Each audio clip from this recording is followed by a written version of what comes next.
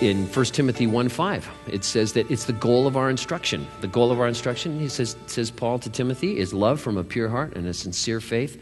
And it's interesting because he says that in that context about some people who were arguing about theology. And once again, it just cracks me up. And myself, I'm pointing to myself. I mean, look at me. I as a pastor, I get into these arguments sometimes, or I get all steamed up about this or that theology with other Christians.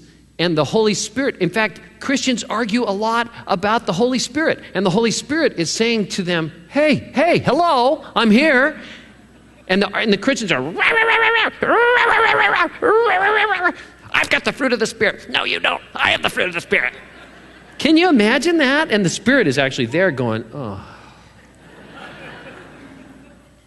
So, I mean, if the Holy Spirit had physical eyes, he would be rolling them and thinking to himself, it's a good thing we saved him by grace. It's true. It's really true. So you find the situation where, in the situation with Timothy, where Paul's writing to Timothy, you had these Christians arguing, and some of them were cultists bringing legalism into the situation.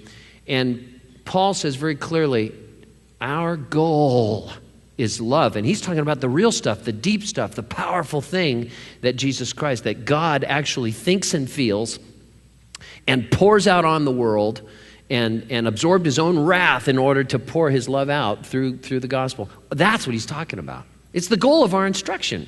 That's why Christian gatherings, long-term, I'm not talking about rallies.